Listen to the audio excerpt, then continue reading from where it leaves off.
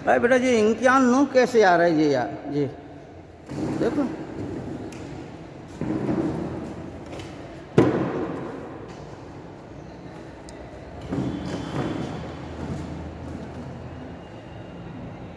Recording तो जी हो रही। जी सर। ये इम्तिहान पहले से कैसे आ गए? सर इसमें ये दर्शा रहा है कि 51 मिनट ही रिकॉर्ड किया जाएगा बस, बस इसके बाद कट जाएगा। तो करना तो बेटा 90 मिनट का है। सर इसमें बता रहा है 51 मिनट।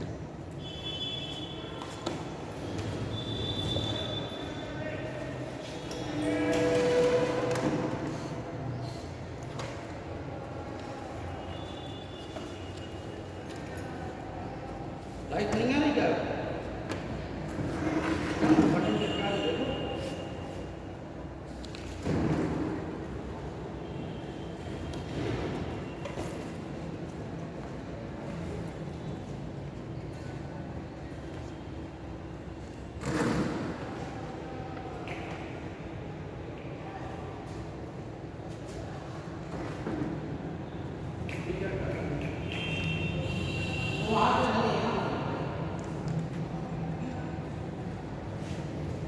हेलो,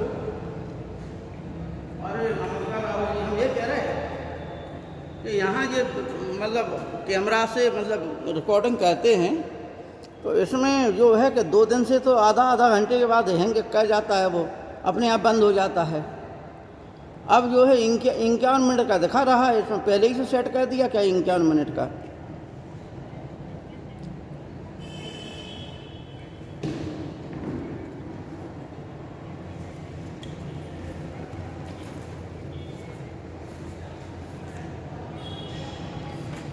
अच्छा अच्छा अच्छा अच्छा, ठीक ठीक, नहीं बच्चे बता देते हैं, हमारा तो मतलब पूरा रहता है।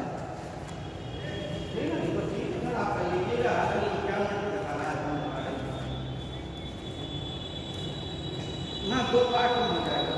ठीक ठीक, नमस्कार।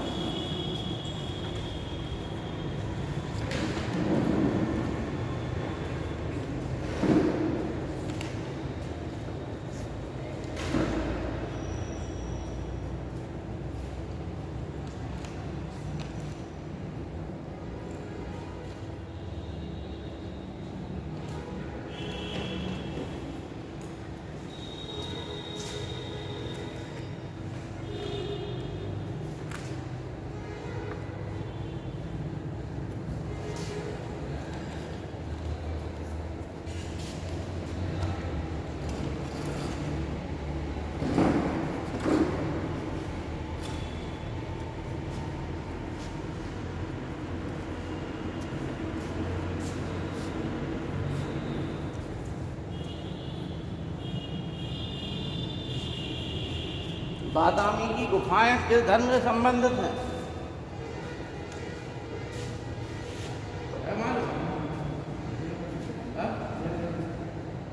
वैष्णव और जैन धर्म से, ठीक है। परीक्षा एलोरा की है खाली आपकी, हिंदू धर्म, बौद्ध धर्म, एलोरा, ठीक है। 2-3 महत्वपूर्ण मंदिर और हैं, जैसे गोमतेश्वर का मंदिर, ठीक है ना। एक आबू पर्वत पर स्थित मंदिर, ये 1-2-3 हैं। कुछ प्रांतीय, ये प्रांतीय बोलते हैं, प्रांतीय स्थापत्य कला।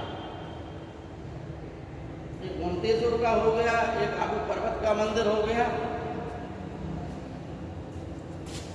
आज जो है टॉपिक है जैन धर्म।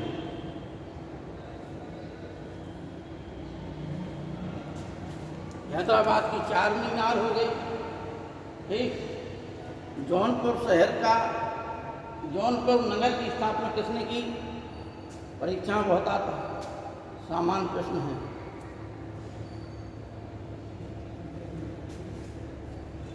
प्रश्न कैसे आता है? जौनपुर शहर की स्थापना, नगर की स्थापना किसने की और जौनपुर नगर किसकी स्मृति में बसा है? मोहम्मद बिन तुगलक का नाम क्या था? जुमा खां, ठीक। और एक जो है उसका तुगलक ने चचेरा भाई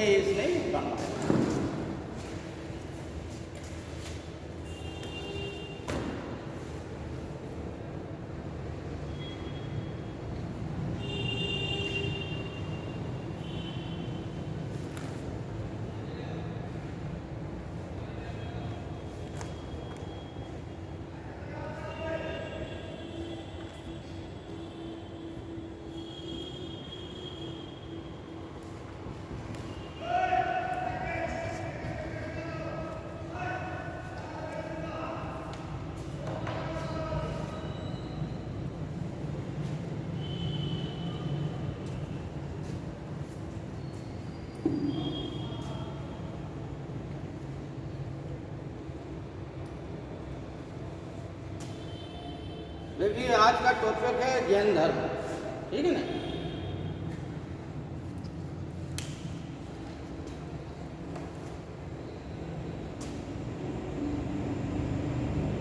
जैन धर्म में 24 तीर्थंकर, ठीक, उनमें से 24 में से 3-4 से संबंधित प्रश्न आते हैं, ठीक।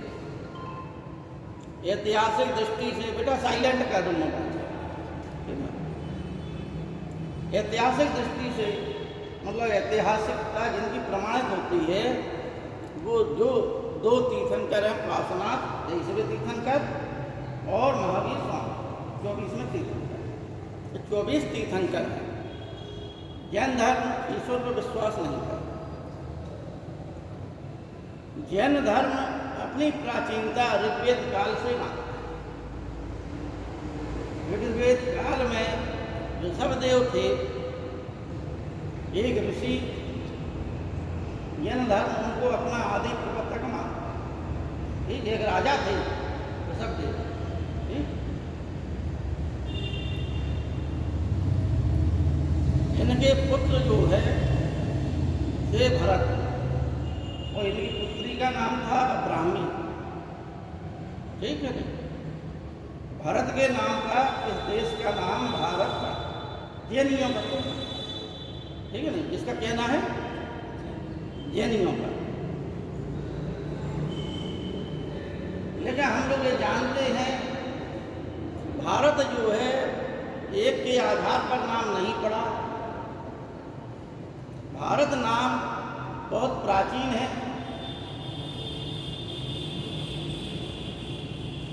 भारत खंड भी है, भारतवर्ष भी है, ठीक है ना।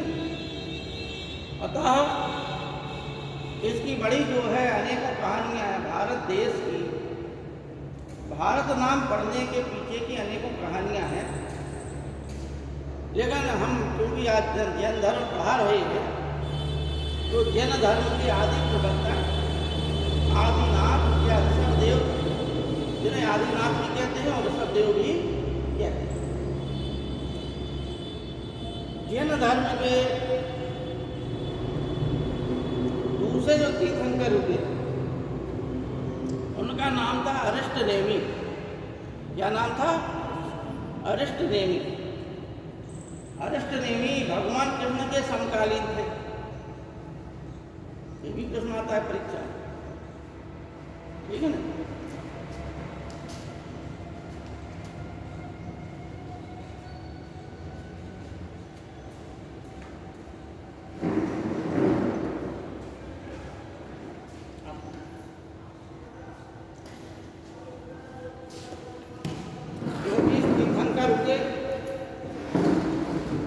जिनमें से पहले थे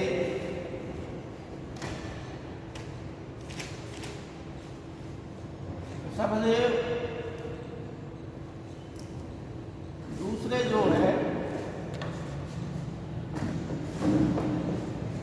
अरिष्टनेमि। ऋषभदेव को ही आदिनाथ कहा जाता है।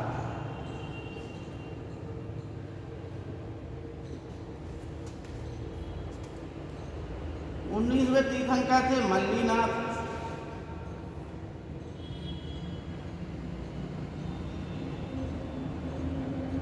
तेईसवें तीर्थंकर हैं पार्श्वनाथ।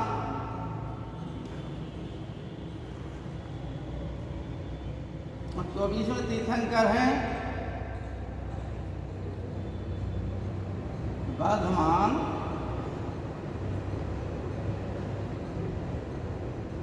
महावीर। बेटा ये चटका तो दे यार, बटन सुनो, बंद है बटन, पंखा नहीं चल रहा, ये बटन चटका दो जी। हाँ?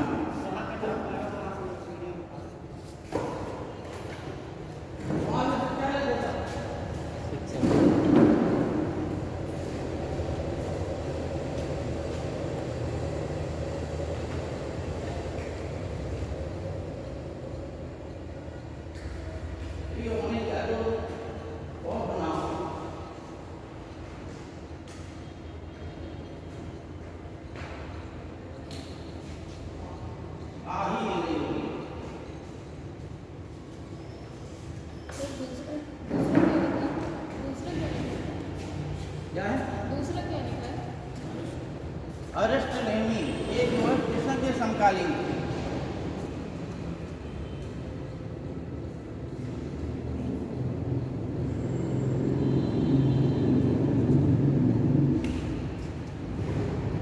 मल्लीनाथ इन्हें जो है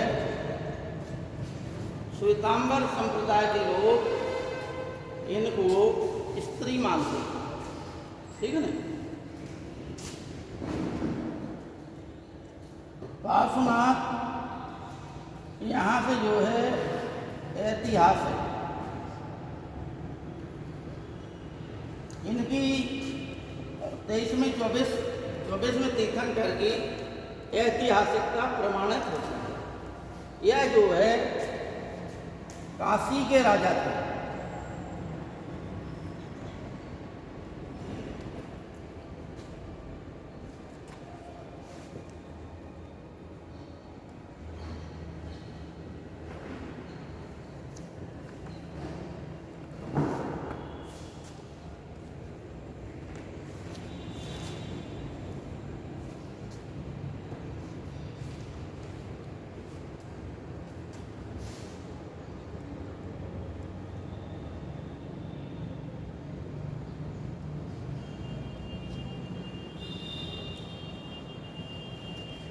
अंतिम तीर्थंकर थे। बेटा इस पे ध्यान देना, रिकॉर्डिंग अगर खत्म हो जाए बता दिया करो, ठीक है नहीं।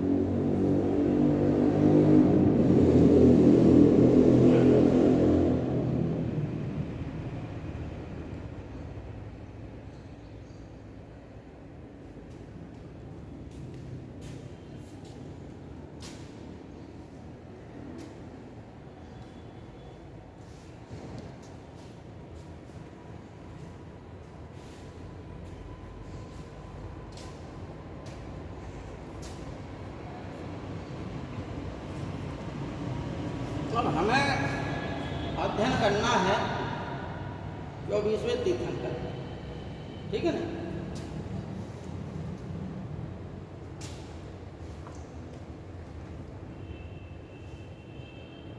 सर अरिष्ट नेमी दूसरे थे कि 22वें थे?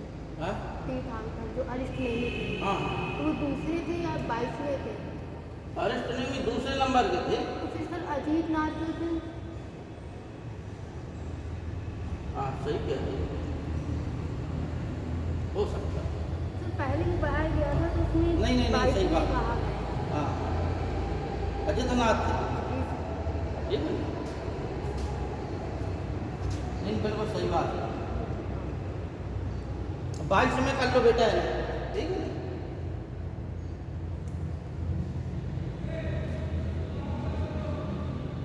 लेकिन परीक्षा में जो आता है वो नंबर नहीं आता, आता है क्या कि कौन जो है कृष्ण के समकालीन थे, तो वो जो है अरिष्ट नेमी थे, दूसरे नंबर के अजितनाथ थे, ठीक है।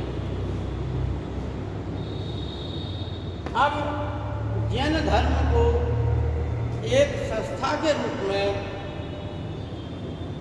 स्थापित करने का पहला प्रयास पार्श्वनाथ जी ने किया, लेकिन पार्श्वनाथ महावीर स्वामी से 250 वर्ष पहले हुए, कितने 250 वर्ष। इनके पार्श्वनाथ के मृत्यु के पश्चात भी यह जो है चलता रहा, इनका संगठन, इनके सिद्धांतों का लोग पालन करते रहे। और महावीर स्वामी के माता पिता भी इनके पार्श्वनाथ के शिक्षाओं के अनुयायी थे, ठीक है ना। हालांकि पार्श्वनाथ महावीर स्वामी से 250 वर्ष पहले, ठीक, अब आइए महावीर स्वामी। तो महावीर स्वामी का बचपन का नाम क्या था? बधमान। 527 ईसा पूर्व, और कभी कभी थोड़ा सा गड़बड़ किसी में इधर उधर कर देते हैं, लेकिन ज़्यादातर इतिहासकार 527 ईसा पूर्व में इनका जन्म मानते हैं। 540 में है हाँ, 527 भी है, 540 वही हम कह रहे हैं। कहीं कोई देर 527 लिखते हैं, कोई जो है 540 में लिखते हैं, ठीक है नहीं। लेकिन इनके पिता का नाम सिद्धार्थ था, माता का नाम त्रिशला था। इन्हें जो है विजय दत्ता के नाम से भी जाना जाता है।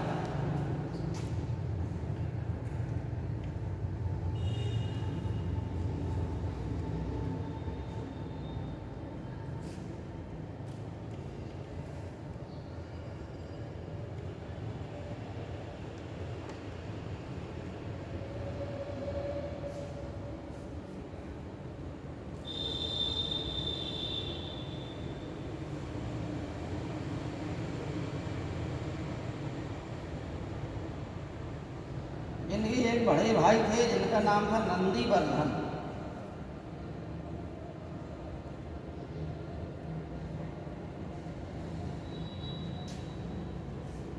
महावीर स्वामी के बचपन का नाम बधमान था।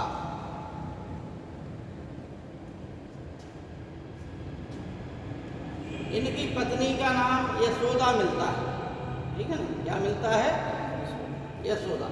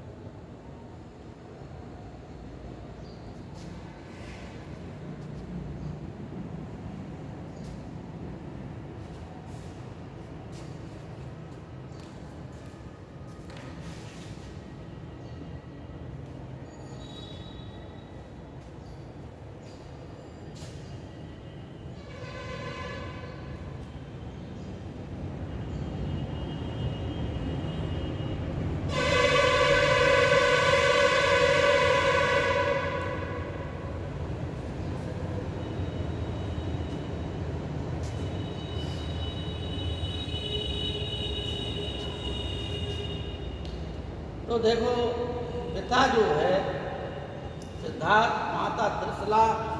त्रिशला जो है उस समय एक संघ था, बज्जी संघ, जिसमें 8 गणराज्य थे। उस गणराज्य में से बज्जी संघ का मुखिया था,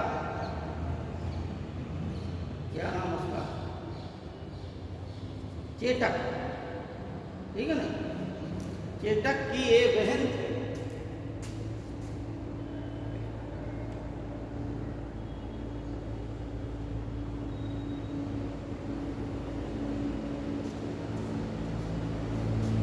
ठीक है ना, इसकी बहन थी, चेतक की बहन थी, जो कि बज्जी संघ का मुखिया था। हाँ, लिच्छवी तो है, लिच्छवी था, लिच्छवी का राजा था। उसमें 8 थे बज्जी संघ में, उसी से संबंधित था। लिच्छवी होगा, हमें क्लियर नहीं है बेटा, ठीक है ना। अगर लिच्छवी लिखा होगा तो लिच्छवी होगा। भाई जो है नंदीवर्धन थे, 30 वर्ष के जब जो है बधमान हुए, क्लियर ही है, लिच्छवी ही था, लिच्छवी था ये।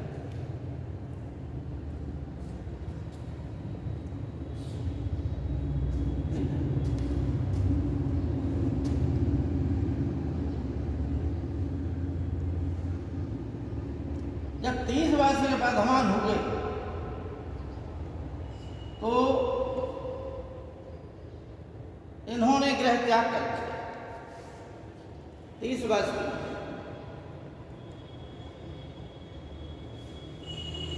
वो 12-13 वर्ष तक तपस्या की।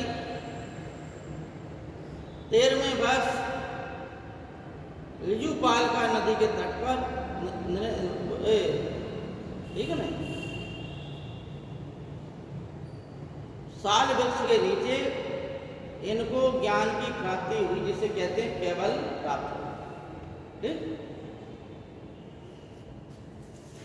ऋजुपालका नदी के किनारे जिरम्भिक ग्राम, कौन सा ग्राम?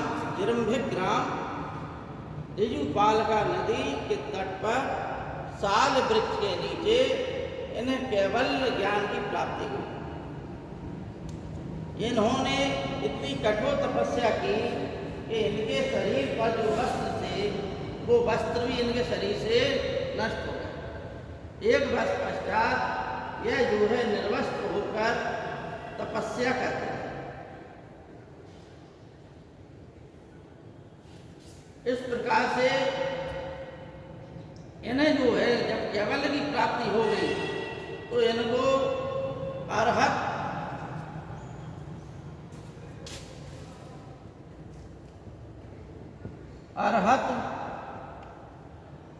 जिन वो महावीर कहा गया। ठीक, 13वें वर्ष के पश्चात जब इन्हें केवल की प्राप्ति हुई तो इनको क्या कहा गया? अरहत, जिन और महावीर। ठीक, अरहत का मतलब होता है योग्य, जिनका मतलब होता है विजेता,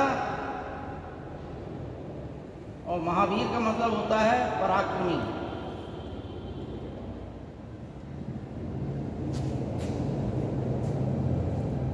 ठीक है, सर निर्ग्रंथ में बोलता है, निर्ग्रंथ। हाँ, निर्ग्रंथ, निर्जन, निर्ग्रंथ, निग्रंथ, निगंठनाथ पुत्र भी कहा है ना, निगंठनाथ पुत्र भी कहा गया है।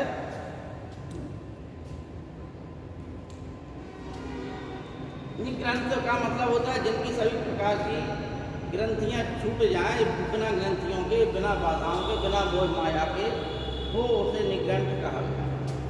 ठीक है नहीं, हालांकि जो बाद में इनका नाम दिया गया निगंठनाथ पुत्र। ठीक है नहीं, अब जिनके नाम पर ही इन्होंने एक संघ बनाया जिसका नाम रखा गया जैन संघ। इसमें सर्वप्रथम जो है 11 गणधर हुए। ठीक है नहीं, 63 सलाखा पुरुष, 11 गणधर।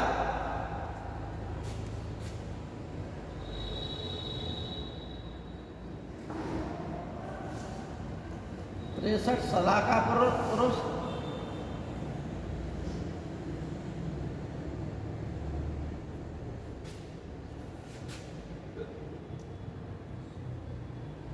और अंत में 72 वर्ष की उम्र में बाबा में महावीर स्वामी ने अपने शरीर को त्यागा। उस समय के जो बड़े बड़े राजा थे इनके अनुयायी हो गए। यह जो है निर्वस्त्र रहते थे। शुरुआत में इनको लोग बागों ने पागल समझा, इनके ऊपर कुत्ते दौड़ा दिए, अनेकों काम किए। अब देखिए इनकी शिक्षाएं, जैन धर्म की शिक्षाएं।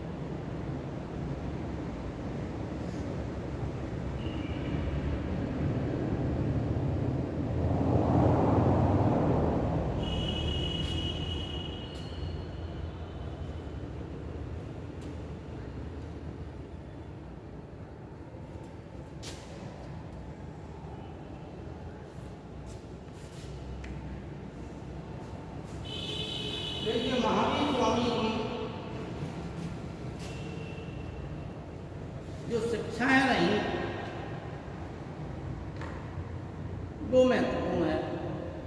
इनमें से जो 4 हमने लिखा दी,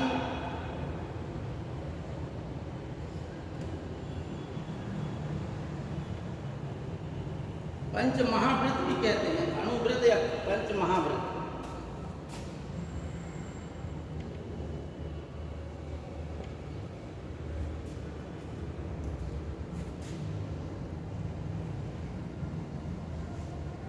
त्रिरत्न क्या है?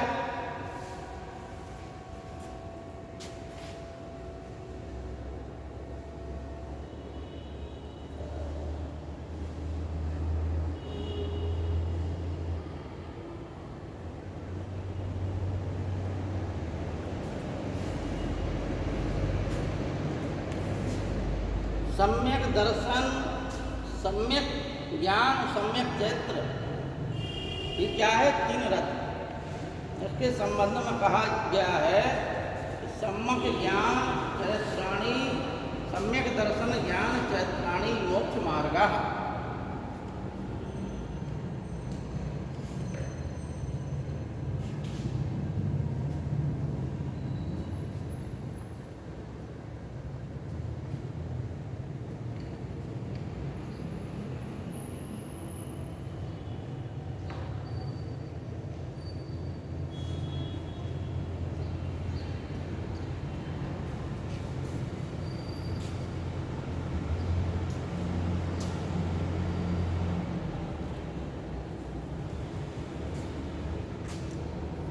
महावीर स्वामी की मृत्यु के पश्चात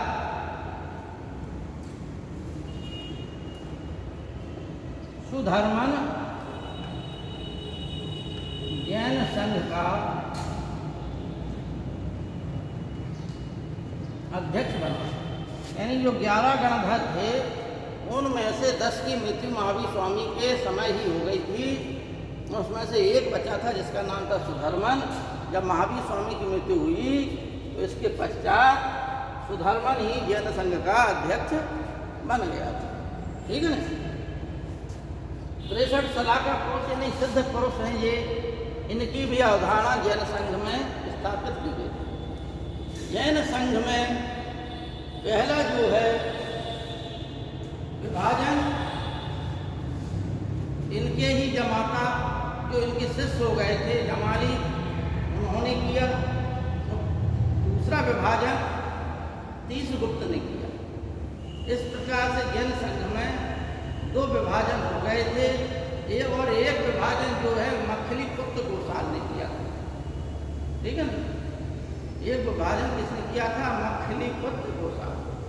अब देखो बार बार एक आजीवक संप्रदाय का जो संस्थापक था, जो महावीर स्वामी का शिष्य बना था, मखली पुत्र गोसाल।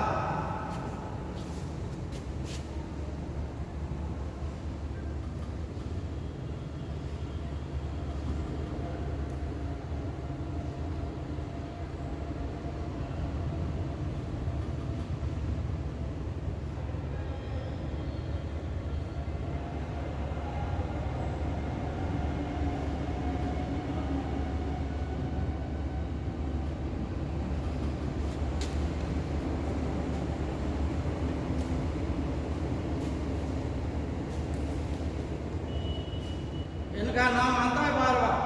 सम्राट अशोक ने बराबर पहाड़ी का इनके लिए 3 गुफाओं का निर्माण किया, इनको दान दी थी आजीवन को। सम्राट अशोक के और तो दशरथ ने भी जो है नागार्जुनी पहाड़ी पर, जो बराबर पहाड़ी से कुछ ही किलोमीटर दूरी पर है, वहाँ पर बराबर पहाड़, ये राजगीर जिले में है, ये बिहार के, वहाँ पर नागार्जुनी पहाड़ी पर उसने भी जो है 4 गुफाओं का निर्माण किया था। तो बराबर पहाड़ी पर भी 4 गुफाएं हैं, लेकिन एक गुफा जो है अनंत देव बर्मन की है। ठीक है ना? एक कोई वंश था, नाम ध्यान नहीं आ रहा, उसका वो शासक था। इस प्रकार से आजीवक थे कौन? तो आजीवक धर्म का संस्थापक मखली पुत्र गोसाल।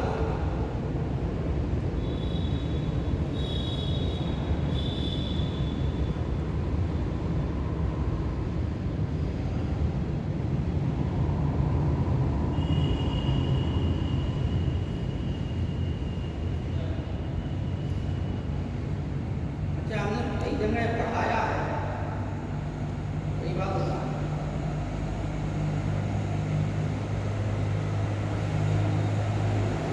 बच्चे ज़्यादातर क्या करते हैं, लिखने में विश्वास रखते हैं,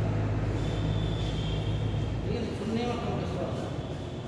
जब प्राचीन जो शिक्षा पद्धति थी वो श्रवण मनन और निधिध्यासन की थी।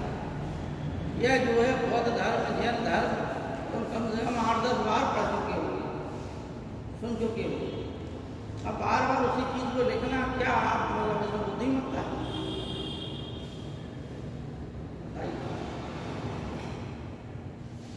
इससे बढ़िया है कि कम समय में अधिक प्राप्त करें।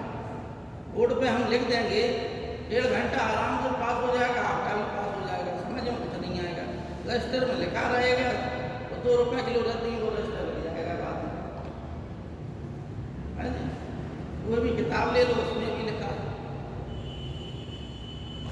कुछ महत्वपूर्ण चीज़ें लिखा देते हैं जिससे कि ध्यान रहे आप लोगों को। और पूरे अगर चैप्टर को लिखा है, पूरी थ्योरी लिख दें तो होगा क्या कि उससे आपको ज़्यादा समझ में नहीं आएगा। जो समझाने वाली चीज़ होती है वो बोर्ड पे लिखी जाती है। जैसे अरहत हमने जो है आपको बता दिया, अरहत का मतलब योग, जिनका मतलब विजेता, महावीर का मतलब पराक्रमी, 11 गणना, 63 सलाह का पुरुष। ये महत्वपूर्ण शिक्षा है। इसके पश्चात भी अनेकों शिक्षाएं कि बोर्ड यहाँ तक भर जाए, ठीक है ना? लेकिन यही चीज़ें आप जो है बार बार लिखें, इससे बढ़ जाए समझने की कोशिश किया करें, ठीक है? किताबें आप कई बार जो किताबें ही लीजिए आप लोग, उनको पढ़िए, ठीक? तो मखली पुत्र गोसाल आजीवक की हम बात कर रहे थे। आजीवक संप्रदाय का संस्थापक कौन था? मखली पुत्र गोसाल, ठीक है ना? इसकी माँ का नाम मखली था। इसका जन्म जो है गोसाल गौशाला में हुआ था, इसलिए इसका नाम क्या हो गया? मखली पुत्र गोसाल, ठीक?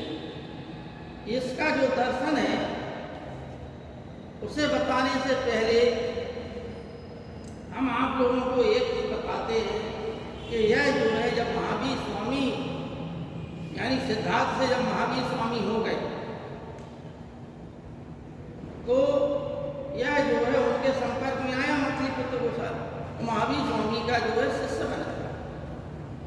किसी बात पर मतभेद होने के कारण यह जो है महावीर स्वामी से अलग होकर इसने अपना एक संप्रदाय बना लिया जिसका नाम था आजीवक संप्रदाय।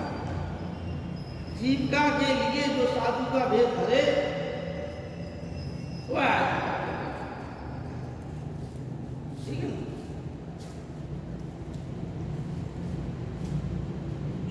यह जो है एक मोर पंख का जो है बंडल लेकर चलते थे अपने साथ में, इनकी पहचान थी। और इनका एक कहना था, जो दर्शन था वो एक कहना था कि आप क्या कर रहे हो और क्या नहीं कर रहे हो, यह सब आपके भाग्य पर निर्भर है। अगर आपको भाग्य में आपके में IAS बनना लिखा है, आजीवक संप्रदाय के अनुसार बता रहे हैं, ये नहीं कहना कि सब कह रहे थे, आजीवक संप्रदाय कह रहा है, ठीक है ना? यदि आपके आजीवक लोग शिक्षा दे रहे, यदि आपके भाग्य में IAS बनना लिखा है तो आप IAS बनेंगे। यदि नहीं लिखा है तो आप कितना भी प्रयास कर लें, आप IAS नहीं बन सकते।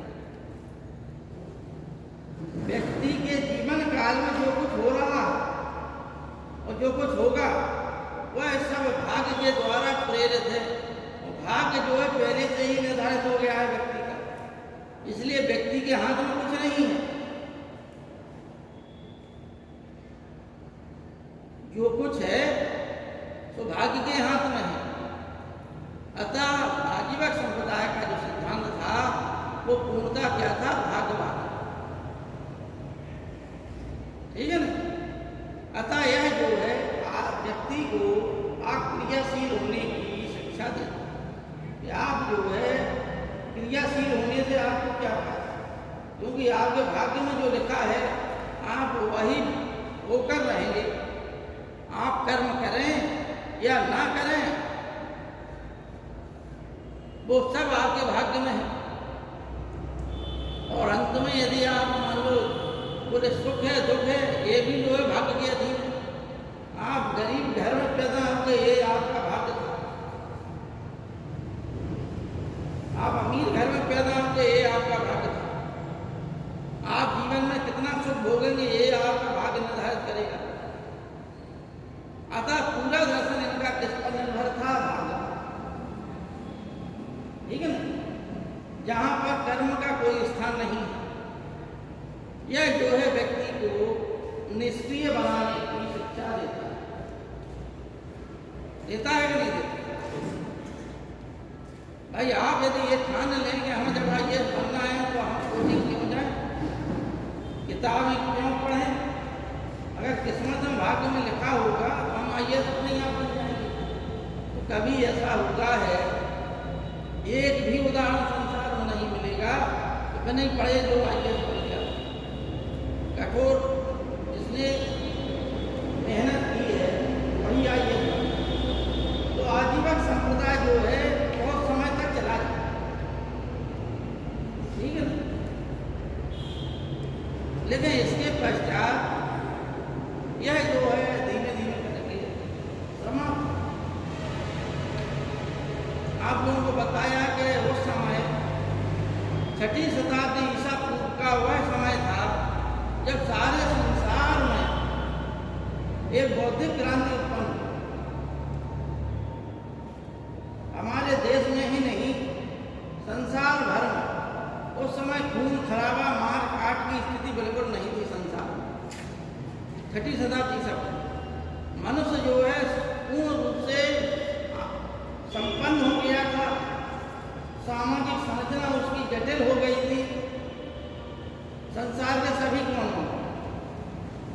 इसलिए उस जटिल संरचना को दूर करने के लिए संसार के प्रत्येक कोने पर, क्योंकि आर्थिक संपन्नता हर जगह हो गई थी, क्योंकि मारकाट का युग नहीं था,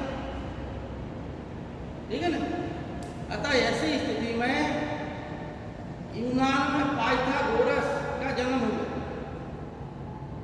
तो पाइथागोरस की फिल्में हम लोग पढ़ते हैं, वो कहाँ का था? यूनान।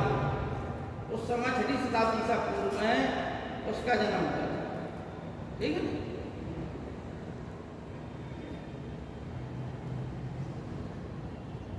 ओलंपिक खेल जो है कब प्रारंभ हुए थे, है मालूम? बता चुके आपको। संसार में सबसे पहले ओलंपिक गेम्स कब प्रारंभ हुए थे?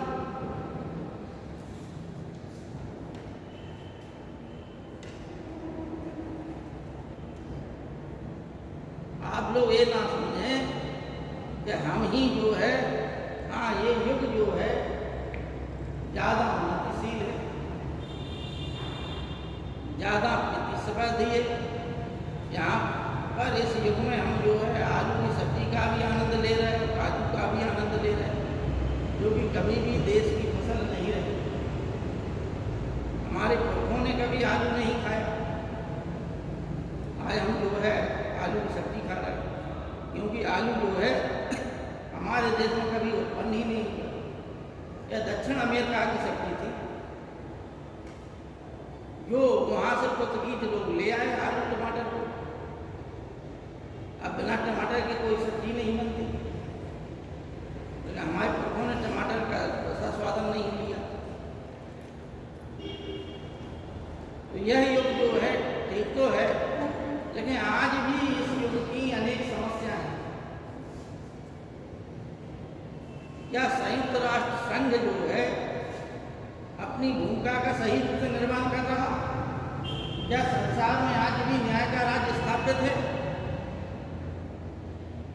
इतनी जो है टेक्नोलॉजी विकसित होने के बावजूद भी हम मनुष्य को अमरता नहीं दे पा रहे, ना ही किसी युग में हुई। मनुष्य की आयु बढ़ाने का प्रयास जरूर हुआ। जब भारत आज़ाद हुआ 1947 में, तब भारत के प्रत्येक व्यक्ति की औसत आयु 45 वर्ष थी, यानी 45 वर्ष तक ही व्यक्ति की जो है जीवन काल की अवधि थी, जबकि भगवान कृष्ण और राम के समय औसत आयु 100 वर्ष थी। उसके ऊपर जो है तक तो सभी का लगता था। आज भी अगर ग्रामीण क्षेत्र में आप लोग जाएं, जहाँ बिना खाद बिना पानी जंगली क्षेत्र का आदमी आज भी 100 साल ऐसे जी जाता है जैसे मान लो कुछ अभी कोई नहीं है। त्वचा जो है अभी भी उसकी 100 साल तक ये लगता है कि ज़्यादा बूढ़ा नहीं है। 100 साल के आदमी को 70 साल का समझेंगे, ठीक है ना। हमने भी देखे, हम भी उस क्षेत्र से हैं जहाँ पर 100 साल के अनेकों आदमी जिंदा रहे, 100 का 125 साल तक जिए। जो ब्रिटिश फौज में लड़े, सरकार से पेंशन लेते रहे, तो सरकार हर साल उनका जो है अधिकारी भेजती थी कि भैया ये पता लगाओ अगर ये मर गए या जिंदा है, कोई पेंशन हो तो नहीं ले रहा, ठीक है नहीं। लेकिन वो क्षेत्र पूरा जंगली, नदियों के किनारे जीव जंतु, जंगली जीव जंतु सब वो रह रहे हैं, प्राकृतिक वातावरण। आज भी देखिए संयुक्त राष्ट्र संघ की कमी है कि 5 सुरक्षा परिषद कितने सदस्य हैं स्थायी, 5, 10 अस्थायी सदस्य हैं, ठीक है। अब यह क्या किया इन लोगों ने, इन लोगों ने जिनकी गुंडियाई चली, जो शक्ति संपन्न रहे, उनको सुरक्षा परिषद में स्थान दे दिया। और ये भी दे दिया कि यदि एक सदस्य या 2 सदस्य किसी बात पर असहमत हों किसी मुद्दे पर, तो वह वीटो पावर का इस्तेमाल कर सकता है, ठीक है ना। वीटो पावर का मतलब होता है निषेधाधिकार। अब इन देशों का कोई देश जो समर्थक है, 5 देशों में कोई समर्थन नहीं कर रहा है, मुद्दा सही है एकदम। अब ये लोग क्या कहते हैं तो उसमें वीटो पावर लगा देते हैं। न्याय कहाँ होगा, कहीं नहीं होगा।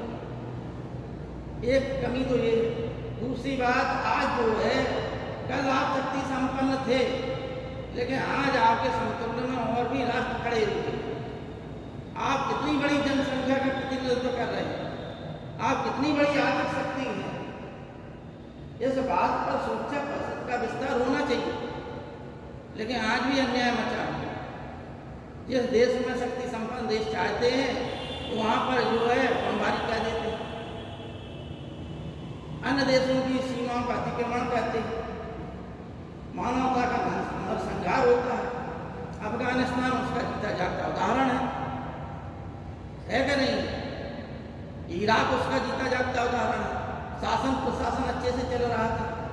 उसी प्रकार से अनेकों ऐसे मुद्दे भारत के हैं, जैसे कश्मीर का मुद्दा है, ठीक है ना। उसमें जो है कि कश्मीर के मुद्दे पर संयुक्त राष्ट्र संघ ही टांग अड़ाए हुए। एक समय था जब सुरक्षा परिषद के स्थायी सदस्य के रूप में भारत ने चीन का समर्थन किया था। आज चीन जो है भारत का सबसे बड़ा प्रतिद्वंदी है, ठीक है ना। और हमारे देश की ये विडंबना है कि हमारे राजनेता जो है दृढ़ इच्छा शक्ति वाले कम हुए। आज जो है राजनीति कुछ दूसरी गड़बड़ ले गई है। लेकिन यदि प्राचीन इतिहास उठा लें हम अभी स्वतंत्रता के पश्चात का, तो शक्तिशाली जो प्रधानमंत्री हुए उनमें 1-2 के नाम ही गिने जा सकते। अतः ना तो हम सुरक्षा परिषद में अपना स्थान बना पा रहे हैं, जबकि हम संसार की 5वीं बड़ी आर्थिक शक्ति हैं। भारत देश संसार की 5वीं बड़ी आर्थिक शक्ति है। भारत देश संसार का दूसरा जनसंख्या वाला देश है। भारत देश जो है 7वां क्षेत्रफल की दृष्टि से सबसे बड़ा देश है, ठीक है नहीं। स्पेस की दृष्टि से हम दूसरे तीसरे स्थान पर खड़े हुए हैं। इसके पश्चात भी गरीबों की जनसंख्या की प्रतिशतता की दृष्टि से हम लोग अभी भी आगे हैं, प्रतिशतता की दृष्टि से, क्योंकि यहाँ गरीब बहुत हैं। हम आर्थिक रूप से संपन्न हैं, तो व्यवस्था हमारी मजबूत है, लेकिन हमारे पैसे की जो मजबूती है वो कमजोर है, ठीक है नहीं। आज भी हमारे देश में मतलब कोई खेल होते हैं, जैसे राष्ट्रमंडल खेल हुआ, कांग्रेस की सरकार थी, दिल्ली में भी कांग्रेसी सरकार थी, और पूरा का पूरा उन्होंने घोटाले कह दिया। आज भी ओलंपिक खेल में अच्छे खिलाड़ी नहीं जा पाते, भाई भतीजावाद चलता है। शिक्षा और नौकरी में भी यदि भ्रष्टाचार और तमाम बुराइयां खत्म कर दी जाए तो भी हम जो है एक अच्छे राष्ट्र बन सकते हैं। आरक्षण की जरूरत उन्हें है जो वास्तव में आर्थिक रूप से और शैक्षणिक रूप से कमजोर है। अगर आज की दृष्टि में देखा जाए तो आरक्षण की आवश्यकता नहीं है उन्हें जिनके घर में एक नौकरी है, क्योंकि आप जो है सामाजिक रूप से राजनीतिक रूप से बराबरी के दर्जे पे आ गए। आपको भी वही वेतन मिल रहा है जो अनारक्षित लोगों को वेतन मिल रहा है। आप अपने बच्चों को भी शिक्षित कर सकते हैं। अब हो क्या रहा है कि एक घर में जिसमें नौकरी है आरक्षित वर्ग में, चाहे ओबीसी हो, चाहे एससी हो या एसटी हो, उसके घर के सभी लोग नौकरी प्राप्त कर लेते हैं, क्योंकि वह अपने बच्चों को अच्छी शिक्षा दे रहा है। और जो और गरीब वर्ग हैं एससी एसटी का, जिनके घर में एक भी नौकरी नहीं है, वो आज भी मजदूरी ही कर रहे हैं, यानी पिता मजदूर और पुत्र भी मजदूर। ये जो है सबसे बड़ी कमजोरी है आरक्षण की, और ये सरकार के लोग भी जानते हैं, नेता भी जानते हैं, लेकिन दूर नहीं करना चाहते। अब ये क्या है, ये अन्याय की स्थिति है। जो गरीब है उसका पेट भरना चाहिए, जिसके पास पैसा है अगर उसकी नौकरी ना भी लगे तो भी वो कुछ ना कुछ कर ले जाएगा। लेकिन जरूरत है उस व्यक्ति को जो वास्तव में जिसका पिता मजदूर है, जो मजदूरी कर रहा है, जिसके पास खेती नहीं है, भूमिहीन है, जो अपने पुत्र को पढ़ाना चाहता है, ऐसी स्थिति में उसे मिलना चाहिए। ये मेरिट का जो सिस्टम आज बंद हुआ है, इसे जो है कई वर्ष पहले बंद हो जाना चाहिए था। चीन और भारत की स्वतंत्रता में बहुत बड़ा अंतर नहीं है, लेकिन चीन जो है आज बहुत आगे निकल गया, हम लोग नहीं निकल पाए आगे, क्योंकि चीन ने अपनी नीतियां जो है वहाँ एक ही पार्टी का राज्य रहता है, अतः वोट बैंक की राजनीति नहीं होना है। इसलिए वो उसने जो नीतियां बनाई उसका पालन करना सबके लिए जरूरी है। तो उसने जो भी नीतियां बनाई वो राष्ट्र हित में बनाई। यदि आप जो है आज आरक्षण के बारे में बोलेंगे तो आधी जनता वोट नहीं देगी आप, क्योंकि जनता की बुद्धि ये है हरामखोरी की। हम जो है नौकरी में हैं तो हमारे पुत्र को अधिकार नहीं है कि वो आरक्षण दे। सरकार को इस प्रकार की नीतियां बनाना चाहिए कि जिससे समाज में समता हो। समाज में समता तभी होती है, खाली संविधान में समता देने से काम नहीं चलने वाला। न्याय भी उसी को मिलता है जिसके पास पैसा हो। गरीब आदमी न्यायालय तक पहुँच ही नहीं पाएगा। न्यायालय में भी इतने केस पड़े हुए हैं कि सालें लग जाती हैं आदमी न्याय मांगते पता चले कि पुत्र जो है न्याय पिता मांग रहा है न्याय, पुत्र का उनकी नाती को न्याय मिला है। अब वो न्याय जिसे चाहिए था, जिस समय उसकी स्थिति सही हो जाती, उस व्यक्ति को न्याय मिल ही नहीं पाएगा, क्योंकि केस पड़े हैं पेंडिंग में। ये क्या है, ये सब गड़बड़ स्थिति है। एक संपन्न देश को और संपन्न बनाने के लिए, हमें और अधिक तीव्र गति से विकसित होने के लिए ये सब बुराइयां हैं। हजारों लाखों करोड़ों अरबों करोड़ों की योजनाएं बनती हैं, नेता लोग उसी को सपा चटका जाते हैं। विकास